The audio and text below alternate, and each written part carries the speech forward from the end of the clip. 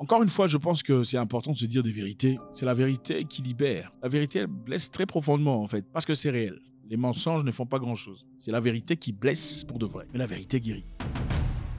Beaucoup de personnes prétendent que l'Afrique du Nord est composée des gens majoritairement qui ne se perçoivent pas en tant qu'Africains. Je vois ça à plusieurs reprises, des commentaires et tout le bazar. On parle ici du Maroc, de l'Algérie et tout le bazar. Ils s'identifient pas à l'Afrique. Ils ne sont pas noirs. Bon, écoutez, vous non plus, vous n'êtes pas noirs. Parce que moi, j'ai la couleur noire. Non, je n'ai pas la couleur noire. C'est ça le noir. Ça, ce n'est pas noir. Okay? Même les blancs ne sont pas blancs. Couleur blanche, c'est ça. Est-ce que le blanc, il est comme ça? Non, c'est pas ça. Alors, on dit que ceux-là, de ce côté-là, s'identifient plus en arabe et tout le bazar. La réalité, c'est celle-ci. Pourquoi on dit ça? On dit ça parce que très souvent, quand les Noirs, enfin, on va dire ça comme vous dites ça, quand les subsahariens vont à travers le Maghreb dans l'objectif d'atteindre l'Europe, généralement, dans certains cas, ils sont maltraités. C'est-à-dire, ils sont battus, ils sont chicotés, ils sont arrêtés et tout le reste. Okay? Et on comprend tout à fait. Quel serait votre souhait? Okay. Je pense que quand vous voyez ces situations où des gens sont battus, des gens sont blessés, ça fait mal de voir ça. Quelquefois, on se dit, on aurait pu traiter ça différemment. Vous voyez l'état d'une personne qui a été malmenée, battue, jetée au sol, crachée dessus. On se dit, bah écoute, on aurait pu faire ça différemment. Sans doute, ok? Mais quel serait le souhait de nos compatriotes, nos amis, nos subsahariens? Vous aimez vous appeler frère, vous n'êtes même pas frère. Il faut vous dire des vérités. Je sais que ça dérange, mais c'est ça. La fraternité se prouve, ce n'est pas dans la couleur de peau. La fraternité se prouve, ce n'est pas dans la couleur de peau. La couleur de peau, c'est comme un maillot d'équipe. C'est simplement ça. N'importe qui peut le mettre. Barcelone, Manchester, n'importe qui peut l'acheter et le mettre. Ça ne veut pas dire que tu es vraiment barcelonais ou manchesterois. Vous comprenez? La couleur de peau, oh mon frère, c'est comme un maillot, vareuse, point barre. Pour être vraiment un individu qui appartient à l'équipe de Barcelone ou à l'équipe locale de votre pays, il faut participer activement dans ces activités. C'est-à-dire, il faut contribuer, il faut faire présence pendant les entraînements, il faut activement parler et supporter votre équipe. C'est ça. C'est de ça qu'on parle quand on parle de compatriotes, de fraternité ou d'appartenance en termes d'équipe. Donc, une personne qui soutient Galaxy aux États-Unis pourrait en réalité vraiment soutenir l'équipe dont vous soutenez, pendant que quelqu'un qui a la vareuse ne soutient vraiment pas. Donc, ce n'est pas parce qu'on est noir qu'on est vraiment frère. C'est faux. Sinon, on dirait que les noirs entre eux ne se font pas de mal. Non. Est-ce que les noirs entre eux ne se font pas de mal? Point d'interrogation. Qui a tué Lumumba? C'était un arabe? Qui a tué Sankara? Est-ce un arabe? Absolument pas. Ils étaient tous noirs. Alors, le fait de ne pas se sentir noir ou africain ne veut absolument rien dire. Est-ce que toi, tu n'as pas d'amis qui sont blancs, mais qui ne se sentent pas africains? N'as-tu pas des gens blancs qui t'ont déjà aidé dans la vie à progresser, à avancer, mais qui ne sont pas africains, mais qui ont été bien avec toi? Est-ce que vous leur en voulez de ne pas dire qu'ils ne sont pas noirs comme vous? Ou faut-il être noir pour être bien? Point d'interrogation. Sont-ils obligés de dire je suis comme toi? Exactement parce que nous faisons tous partie de cette grande masse qu'on appelle Afrique. Absolument pas.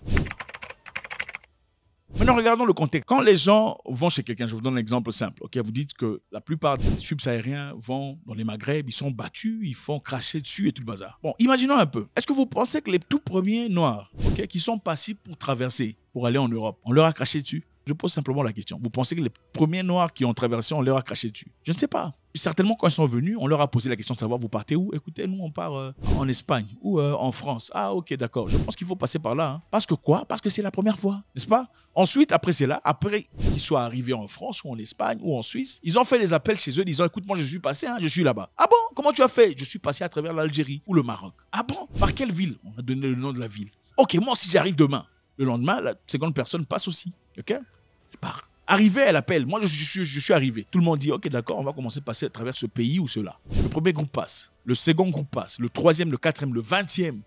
Le 35e groupe passe. Réalisez une chose, même dans le quartier en Afrique généralement, où il y a des voisins qui sont superposés, quand une personne traverse chez vous pour aller chez le voisin, qu'est-ce qui se passe? Regardez, souvent vous allez voir, vous allez remarquer qu'il y a un sentier qui se crée. Même s'il n'y a officiellement pas de sentier, mais il y a un sentier, un chemin qui s'est frayé à force de marcher régulièrement. Les gens qui veulent couper court, chercher un raccourci, au lieu d'aller chez le voisin de manière logique, traversent chez vous, finalement créent un raccourci, vous voyez un sentier, un chemin qui se crée. Maintenant, imaginons ça. Quand les gens passent chez vous à la maison, une fois, deuxième personne, excusez-moi, est-ce que je peux traverser si j'essaie simplement de passer là-bas? Deuxième personne, troisième personne, quatrième personne, cinquième, finalement, les gens ne demandent plus. Parce qu'ils sont habitués. En partant, ils diront, écoutez, tu veux traverser là-bas, il ne faut pas tourner là-bas, c'est trop loin, pas seulement ici, à travers cette maison. Même si c'est une maison privée, n'est-ce pas? Ok, les gens n'obéissent plus la loi qui est de demander, est-ce que je peux passer? Parce que quelqu'un leur a dit, vous pouvez simplement passer ici. Et en fin de compte, qu'est-ce qui se passe? Il y a des hommes sérieux qui passent, il y a des hommes malades qui passent, il y a des voleurs qui passent, il y a des destructeurs qui passent. Ceux qui font la saleté passent. Finalement, qu'est-ce qui se passe? Généralement, si les propriétaires de la maison avaient pour habitude de laisser les histoires dehors et tout le bazar, peu à peu, on commence à voir les choses disparaître. Quelqu'un a laissé son téléphone sur la table dehors pendant qu'il mangeait. Il s'est accouru dans la maison pour chercher de l'eau à boire. À son retour, le téléphone n'est plus là parce que quelqu'un est passé sans demander autorisation. Pourquoi? Parce qu'ils sont habitués. Et généralement, ils laissent les gens passer pour aller chez le voisin sans difficulté. Vous voyez de quoi il s'agit? Maintenant,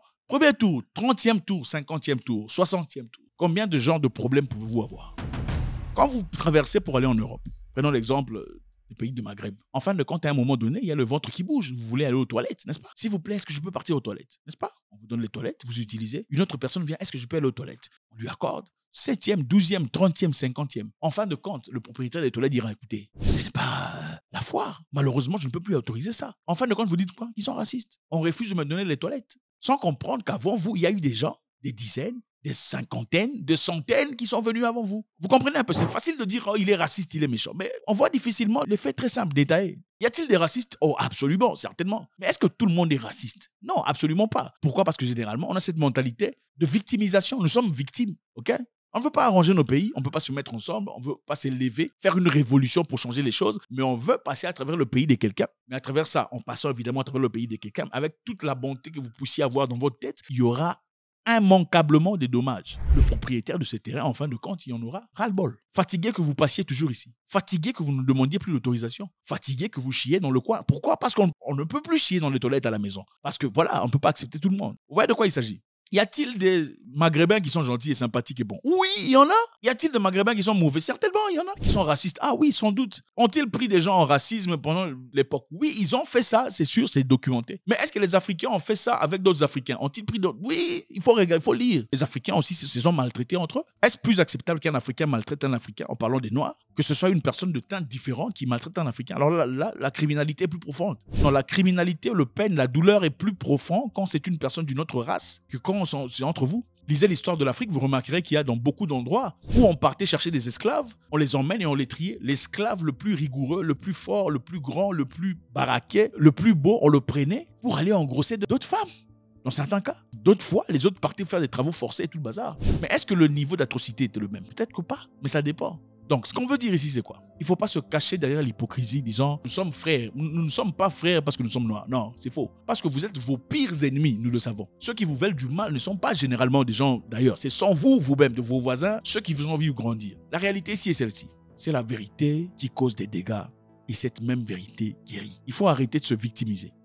Il faut arrêter de se victimiser et regarder les choses telles qu'elles sont. C'est-à-dire, il faut s'organiser dans votre pays pour vous lever. Si le gouvernement n'est pas adéquat, vous levez et vous exprimez à l'égard du gouvernement pour que le gouvernement fasse quelque chose pour vous. Et c'est difficile, pourquoi? Parce que généralement, dans vos pays, c'est le tribalisme. Les gens qui iront vous accuser, disant c'est lui, c'est Patrick, c'est Laurent, ce sont des gens qui sont associés à la tribu du président. C'est ça le problème. Mais ce problème-là, on ne le voit pas. Le problème qu'on voit, c'est le problème des Maghrébins, disant qu'ils sont méchants, ils n'aiment pas les Noirs. C'est faux. Et ce n'est pas parce qu'un Maghrébin a un problème avec un Noir qu'il faut directement s'associer à un Noir. Je suis désolé. Ce n'est pas parce qu'un Maghrébin a un problème avec un Noir qu'il faut immédiatement s'associer à un. Il faut poser la question, qu'est-ce qui s'est passé? Pour comprendre. Et c'est de ça qu'on parle. C'est comme une femme qui a son mari et son mari a des problèmes avec des gens. Et la femme automatiquement s'associe directement à son mari. Oh non, tu as raison, il ne faut pas accepter ça. Non, tu es bête, tu n'es pas intelligente. Une femme intelligente ne ferait pas ça. Une femme intelligente poserait la question à son mari en privé. Chérie, dis-moi qu'est-ce qui s'est passé? Et lui dit, écoute, tu vois là, tu as mal fait. Franchement, non. Elle ne le fera certainement pas en public, mais elle lui dira la vérité en privé. Tu as mal fait. Tu as un mari qui a des problèmes avec Gérard, avec Lucas, avec Patrick, avec Léon, avec tout le monde. Mais toi,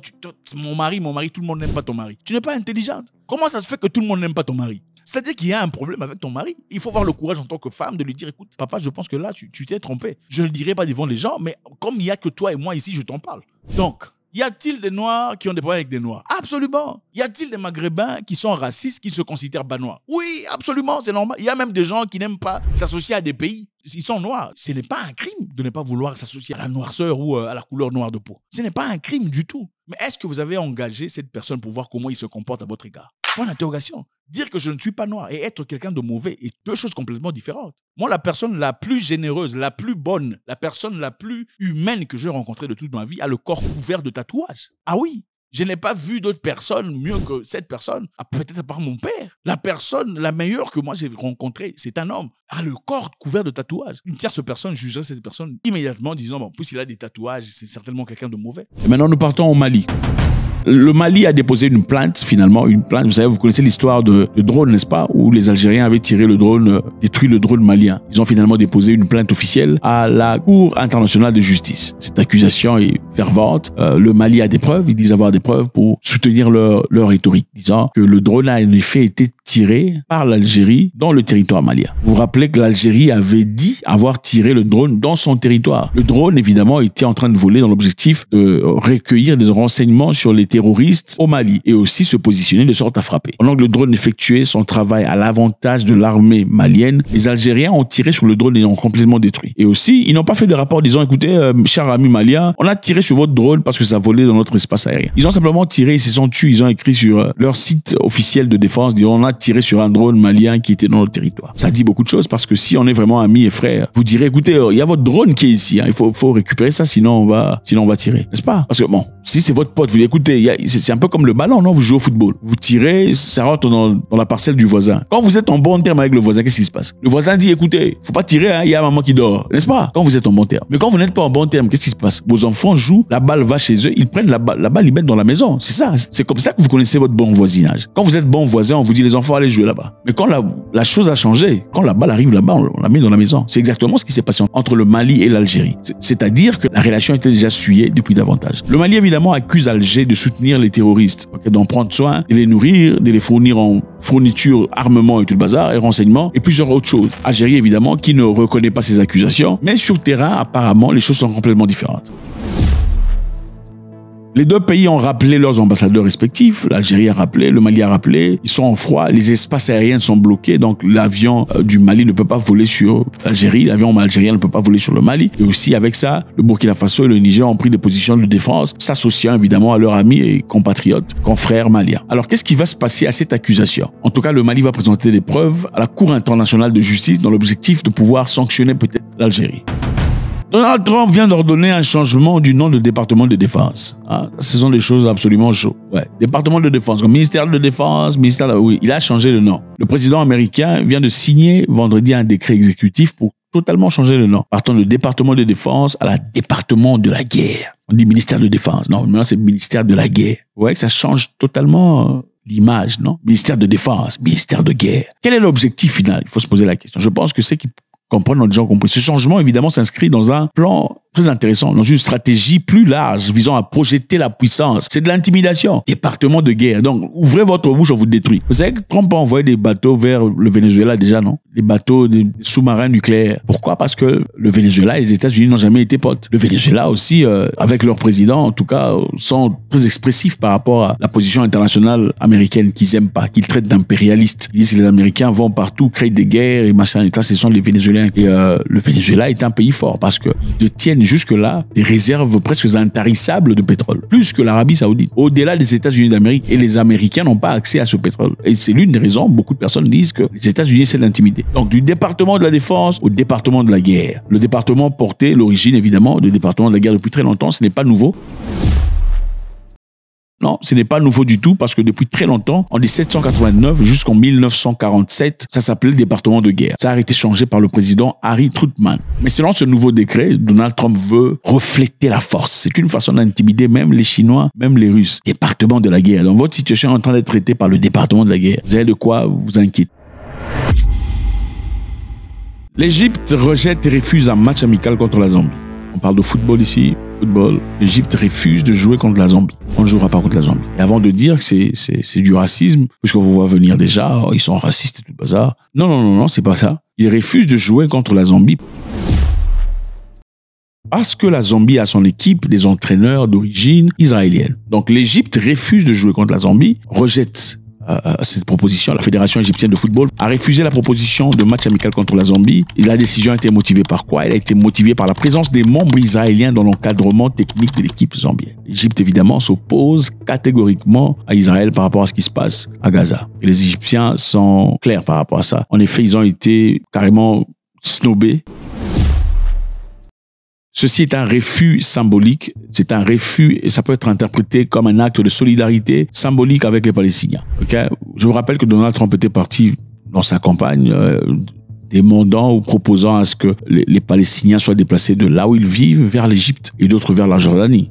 Donc carrément quitter votre lieu de naissance pour aller en Égypte. Et M. Trump disait que c'était pour objectif de reconstruire la Palestine et rendre ça une Riviera, enfin un truc comme ça. Et les Égyptiens ont dit absolument pas, on n'accepterait pas. Qui accepterait des millions de personnes d'un pays étranger? Ça devient très compliqué. C'est un risque dans un cadre de sécurité nationale. Quand vous emmenez 1 million de personnes venant d'ailleurs, ça devient compliqué parce que voilà, combien parmi eux veulent rentrer chez eux? Et ensuite, quels sont les dégâts qui peuvent venir? L'Égypte refuse de jouer. Alors, on se pose la question, est-ce nécessaire ou pas? Est-ce qu'on peut rester derrière ses convictions par rapport à certaines... Il faut comprendre une chose, les États-Unis d'Amérique soutiendra toujours ses amis, qu'ils aient raison ou tort. Est-ce acceptable? Tout à fait.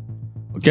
Si votre frère est en combat ou en discussion ou en problème et que vous êtes en difficulté avec votre frère, soutiendrez-vous votre frère ou pas? Dans beaucoup de cas, vous le ferez. Pourquoi? Parce qu'en fin de compte, c'est votre frère. De même pour un ami, un bon ami, n'est-ce pas? C'est votre ami, vous êtes en difficulté, mais vous voyez votre ami en combat avec un étranger. Qu'est-ce que vous faites? Vous ne venez pas demander. Vous venez d'abord défendre votre ami et ensuite poser la question plus tard. C'est simple parce que c'est la réflexion de beaucoup de personnes. Alors, l'Égypte a-t-il tort de dire qu'on ne va pas jouer contre la Zambie parce que les Zambiens ont des entraîneurs d'ailleurs? Et puis la question qui se pose ici, c'est quoi cette obsession, les Africains, de prendre des entraîneurs blancs? Pas pour dire que les Israéliens sont essentiellement blancs. C'est quoi cette obsession de prendre les étrangers? Je ne comprends pas. Pourquoi n'est pas former les entraîneurs noirs?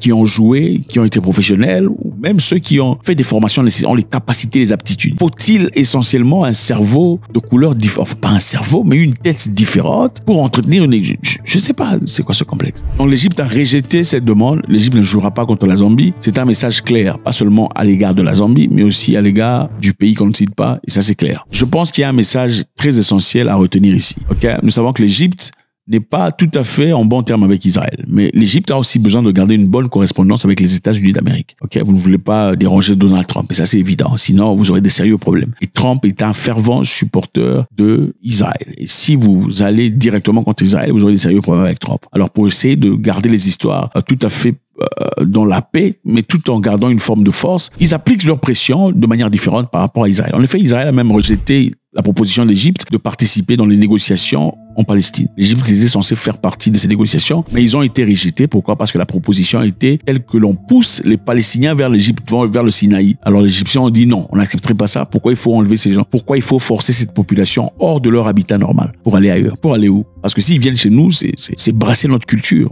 On ne veut pas de ça. Les Égyptiens ne sont pas palestiniens. Vous n'emmènerez pas des millions de Palestiniens chez nous sous prétexte que voilà, chez eux ça brûle. Il faut que ça s'arrange. Non, il faut arrêter de brûler chez eux, d'après les Égyptiens. Alors la question qui se pose ici, c'est quoi? Est-ce qu'il faudrait toujours se lever pour ses causes et ses convictions, même dans des moments difficiles, même dans des moments de faiblesse? Parce que l'Égypte, clairement, est en position de faiblesse, face aux États-Unis d'Amérique en tout cas. Mais ils sont obligés de tenir bon face à leurs convictions. Et leur conviction, c'est ce que vous connaissez. Donc, je vous rappelle ici que l'Afrique du Sud a emmené Israël à la Cour de justice internationale. Vous savez ce qui s'est passé après? Ouais, les États-Unis d'Amérique est venu très dur sur l'Afrique du Sud. On les a accusés de génocide contre les Blancs. Okay? Blancs fermiers sud-africains. Est-ce que les Blancs fermiers sont en train d'être génocidés? Écoutez, selon la définition de génocide, absolument pas. Y a-t-il des Blancs qui sont tués en Afrique du Sud? Oui, il y en a. Des fermiers, sans doute. Mais y a-t-il seulement des Blancs tués? Absolument pas. Il y a aussi des Noirs fermiers qui sont tués. Alors, l'Afrique du Sud a-t-il un problème en termes de sécurité ou d'insécurité? Tout à fait, ils ont des sérieux problèmes. Ce n'est pas un problème limité à un groupe ethnique ou racial. Absolument pas. Ce n'est pas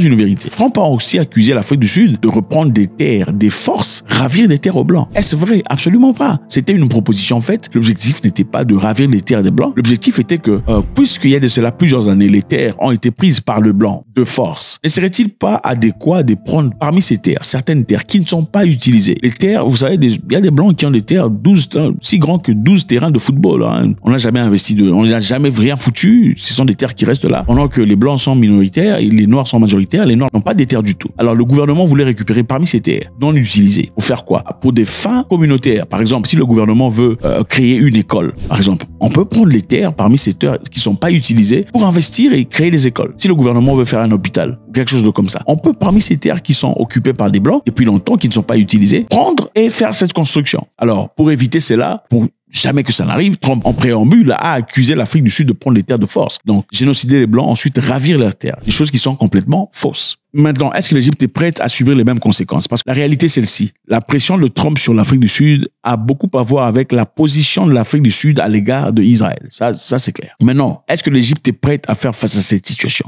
Point d'interrogation.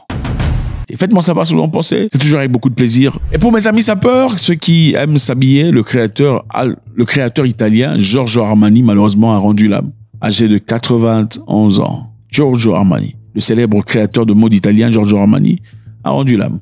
C'est ça, la vie est courte, accomplissez ce qu'il y a à accomplir, faites ce qu'il y a à faire. Ne remettez pas à demain ce que vous pouvez faire aujourd'hui, n'attendez pas que les opportunités s'alignent à la perfection. Épousez cette femme si vous êtes promis de le faire, si les choses vont bien, même avec un lit au bas du sol, ça va aller. Lancez-vous, allez dans une nouvelle ville, recommencez à zéro, n'ayez pas peur. Rentrez à l'école si c'est nécessaire pour évoluer, progresser, n'ayez pas peur. N'écoutez pas les naysayers, les décourageurs et détracteurs, ceux-là qui reviennent pour vous rappeler combien vous êtes inadéquat. Vous ne l'êtes pas. C'est eux qui sont inadéquats.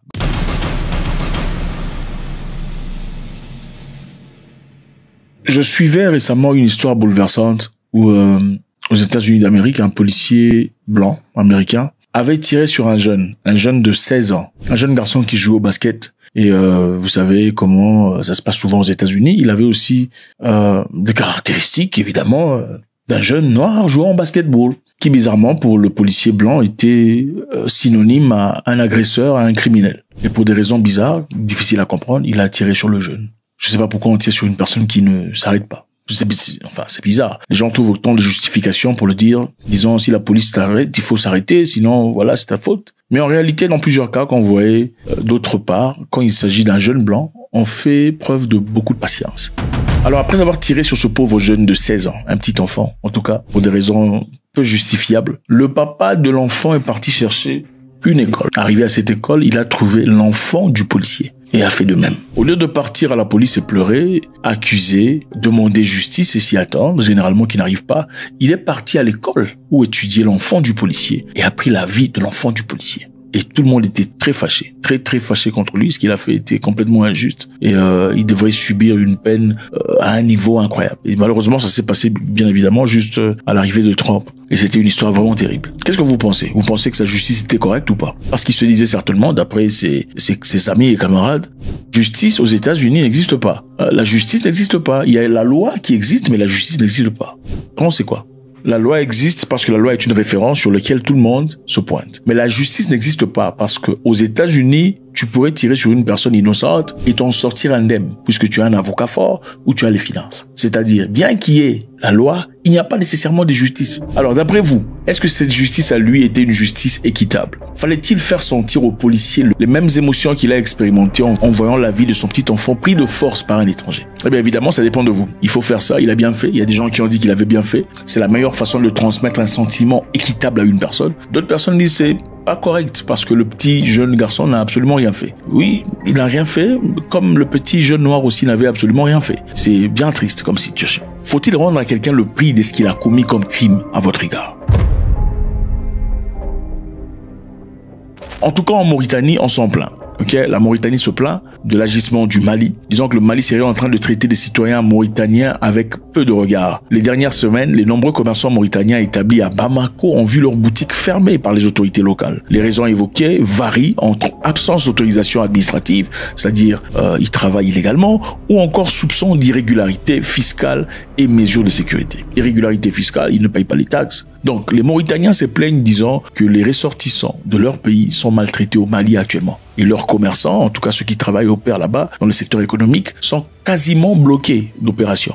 Ils sont accusés d'œuvrer de manière irrégulière et aussi d'avoir des irrégularités fiscales et aussi des raisons de sécurité. Donc d'après les Mauritaniens, il y a un climat d'harcèlement au Mali à l'égard des Mauritaniens. Les Mali harceleraient les Mauritaniens au Mali. Est-ce vrai? On va le découvrir tout de suite.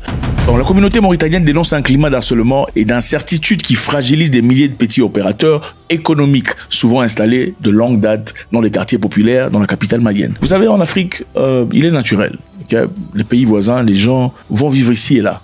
Les frontières ont été créées de toutes pièces par les Européens, c'est clair. Mais évidemment, ceci a créé une intersection où les gens d'un pays peuvent aller vivre ailleurs sans difficulté. Et dans la plupart des cas, sans besoin de visa. Mais aujourd'hui, on voit entre le Mali et la Mauritanie un vrai problème qui se passe. Et on va essayer de plonger là-dessus pour voir ce qui se passe.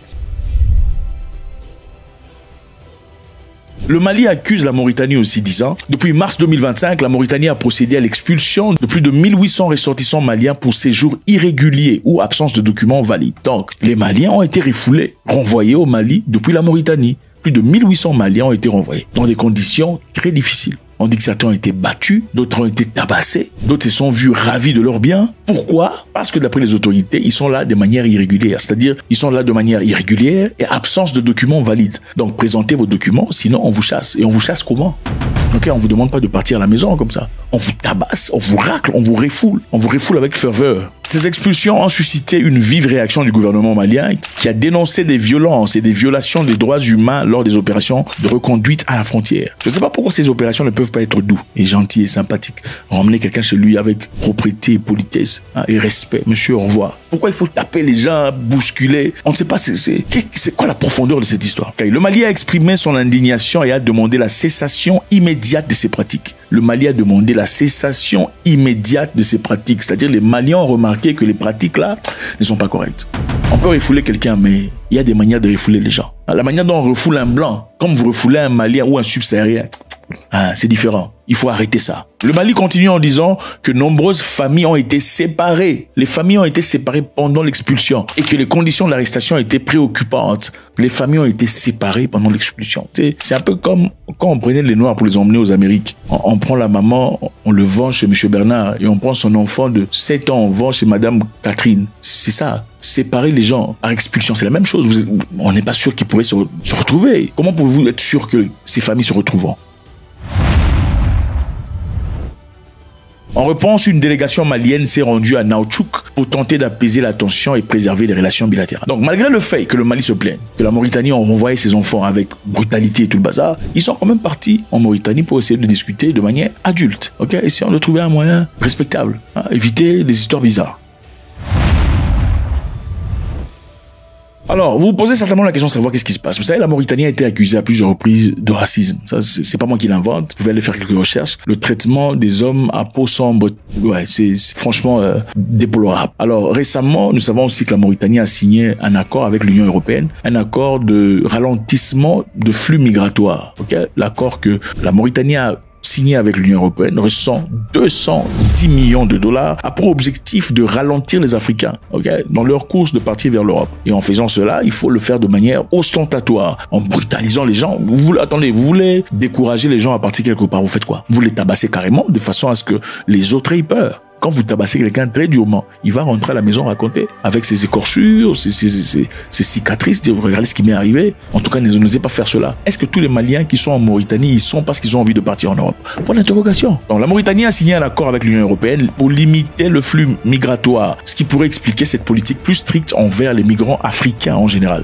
Et en février 2024, nous savons que l'Union européenne a annoncé un financement de 210 millions d'euros. Ça, c'est beaucoup d'argent.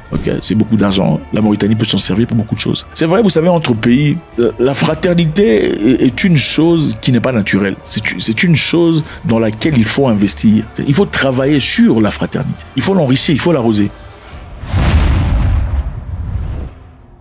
C'est fait évidemment des conséquences. Les conséquences sont directes. Le fait d'expulser les gens, quelquefois vous pensez, vous leur rendez la vie difficile, mais des fois vous expulsez votre domestique ou votre jardinier ou peut-être l'électricien du quartier. En fin de compte, vous vous rendez compte combien il était important. Moi je sais qu'en grandissant, on nous disait l'électricien du quartier, on ne se prend pas la tête avec lui. L'électricien du quartier, généralement, pour ceux qui ont vécu dans des pays où le courant partait, il y avait des coupures de courant très régulièrement. Il y avait un monsieur électricien du quartier qui savait comment gérer l'histoire depuis la grande boîte de l'État. Il peut bouger les histoires là-bas, le courant revient. Mais si vous prenez la tête avec lui, vous allez dormir dans le noir. Alors, qu'est-ce qui se passe maintenant? Il y a une grande crise qui s'annonce en Mauritanie. La crise, évidemment, dans le secteur de bâtiment. Pourquoi? L'expulsion massive des travailleurs maliens a provoqué une pénurie de main-d'œuvre dans les bâtiments. Nombreux Maliens en Mauritanie travaillent dans le bâtiment. Ils sont très actifs, très forts, très courageux. Vous savez, quand quelqu'un va dans un pays étranger, il va chercher la vie. Il va bosser dur par rapport à la personne qui vit dans ce pays-là. Il a complaisance. C'est naturel, c'est un fait simple. Les Maliens sont des grands bosseurs, même en Mauritanie. Beaucoup de maçons occupaient des postes de maçons, main-d'œuvre, aides charpentiers ou peintres, ou encore autres électriciens, tout le bazar, sont obligés de plier bagages et de rentrer chez eux. Pourquoi? Parce que le traitement est raciste, racialiste. Évidemment, quand vous avez la main-d'œuvre, les gens qui travaillent durement, vous les renvoyez. Ça devient très difficile. Donald Trump a renvoyé des Mexicains chez eux à la maison, rentrer chez vous, parce qu'ils étaient libres. Mais les États-Unis ont des difficultés actuellement avec des constructions, tout le bazar. Les travailleurs assudis aux États-Unis sont mexicains. Et d'ailleurs, qu'est-ce qu'il a fait? Très doucement, il a arrêté de renvoyer les Mexicains. En tout cas, ceux-là qui travaillent. Ouais, parce qu'il a compris, il pensait que les Américains pouvaient faire tout eux-mêmes. Mais la réalité est celle-ci, les gens ne sont pas intéressés. Il y a des boulots pour lesquels les gens n'ont pas d'enthousiasme. C'est la même chose en Afrique du Sud. Il y a des travails qu'assument les Zimbabwéens, comme là. Okay? Ils le font très bien. Vous mettez un Sud-Africain, même s'ils se plaignent de perdre du boulot, ils sont incapables de le faire. Donc, un, il y a pénurie de travailleurs. Deux, il y a hausse de coûts de construction. Les entreprises doivent désormais embaucher à des salaires plus élevés ou former des nouveaux ouvriers. Okay? Avant, c'était facile avec les Maliens. Maintenant, ça devient compliqué. Pas des travailleurs. Maintenant, il faut embaucher plus cher. Numéro 3, il y a retard de projet. Les projets sont en retard parce que les travailleurs ne sont pas là. Et 4, mécontentement les entrepreneurs. Okay? Vous investissez dans une histoire, vous donnez l'argent, mais le résultat final ne se présente. Donc, on peut quelquefois penser pouvoir punir quelqu'un, ne sachant pas qu'on est en train de se punir soi-même. Historiquement parlant, nous savons que la Mauritanie a eu quelques difficultés avec certains pays limitrophes. Avec le Sénégal, il y a eu un moment de difficulté, de soubresaut. En 1989, par exemple, il y a eu accrochage entre bergers mauritaniens et paysans sénégalais. Les bergers mauritaniens, les paysans sénégalais se sont pris la tête. C'est passé entre eux. Quelques temps plus tard, qu'est-ce qui s'est passé? Des militaires mauritaniens sont venus et ont abattu les Sénégalais. Je vous rappelle que les Mauritaniens ont une couleur un peu chocolatée par rapport à, enfin, une partie des Mauritaniens qui sont au pouvoir. Alors ici, il s'agissait de ceux-là qui se considèrent arabes, si vous voulez berbères, contre les Noirs. L'armée mauritanienne intervient. Au lieu de venir séparer l'histoire gentiment, l'armée a intervenu et a abattu les Sénégalais. En représailles, des violences anti-mauritaniens éclatent au Sénégal. Évidemment, vous tuez nos peuples. Ici, chez nous aussi, on va faire quelque chose, on va vous bousculer. En Mauritanie, le gouvernement réagit en expulsant des milliers de citoyens noirs, souvent accusés à tort d'être sénégalais. Donc, on a expulsé des Noirs en Mauritanie, qui sont mauritaniens d'origine, mais on les a dit qu'ils étaient sénégalais. Allez au Sénégal. Allez au Sénégal, en discrimination totale. On estime que plus de 250 000 Noirs mauritaniens ont été expulsés vers le Sénégal. Ils ont été ciblés. On parlait ici de peuples des Peuls, des Soninké, de Wolof mauritaniens qui ont été expulsés. Ils sont partis au Sénégal. Et jusqu'à aujourd'hui, on estime autour de 14 000 de ces peuples sont toujours au Sénégal. En fin de compte, ils ont dit, nous, on préfère rester au Sénégal. On est mieux accueillis, on est plus agréable ici au Sénégal qu'on ne pourrait l'être chez nous en Mauritanie. Et pendant très longtemps, la Mauritanie ne reconnaissait pas ces personnes, les Noirs, qui étaient au Sénégal, qui sont en réalité mauritaniens. Ce n'est qu'en 1991 qu'ils reconnaîtront finalement, ok, ils sont les nôtres. Donc, est-ce que le Mali a tort de faire exactement ce que la Mauritanie est en train de faire aux Maliens en Mauritanie? Pour l'interrogation. Faites-moi savoir ce que vous en pensez, c'est toujours avec beaucoup de plaisir. God bless.